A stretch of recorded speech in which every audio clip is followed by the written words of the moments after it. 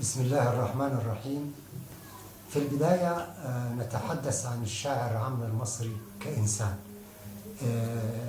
أنا أعرف الشاعر عمرو المصري من حوالي 7 سنين، فهو إنسان محترم جدا، وإنسان راقي ورزين، وطبعا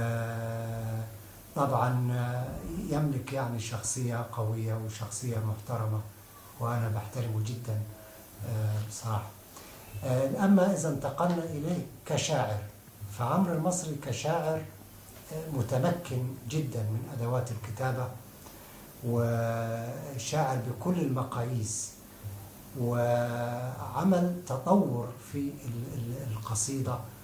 في ديوانه الأخير نقطة تفتيش عمل تطور للقصيدة من مقروءة إلى مسموعة ومرئية، وده تطور طبعا يحسب له، وأتمنى أو ربما أننا نشاهد تطور أكثر من ذلك.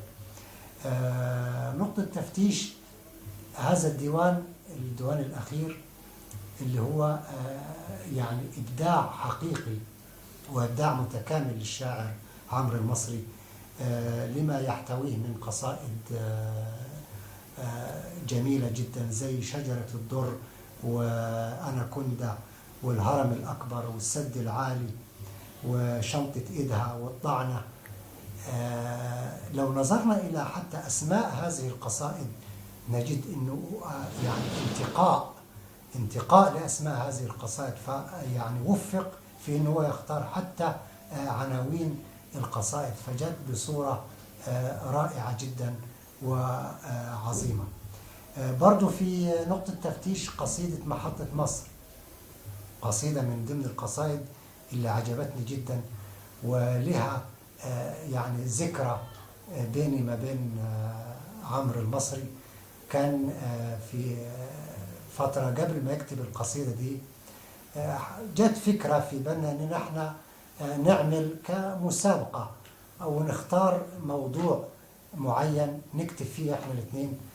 فنظرنا طبعا الى المواضيع، فوجدنا انه محطة مصر بالنسبة لما تحويه من لقاء وفرقة ودموع وفرح، فموضوع يعني يبدع فيه الإنسان.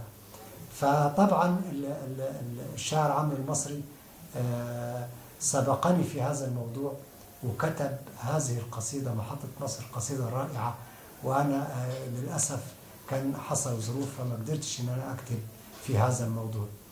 فكتب محطة مصر بأسلوب رائع، بأسلوب راقي جدا. لما سمعتها منه بصراحة انبهرت، وقلت له متهيألي أنا يعني لو كنت أكتب ما كنتش أكتب زي كده، مستحيل يعني.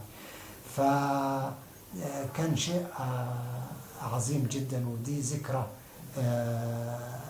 يعني ذكريات بيني ما بين الشاعر الكبير عمرو المصري.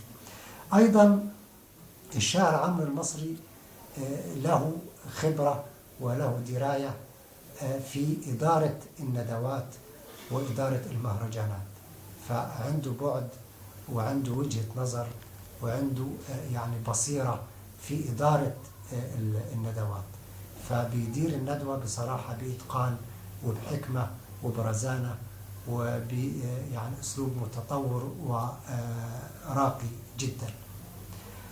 أما لو انتقلنا إلى عمرو المصري في نوع آخر من الشعر وهو فن الواو، نجد أن الشاعر عمرو المصري أبدع في فن الواو، أبدع فيه إبداع رائع.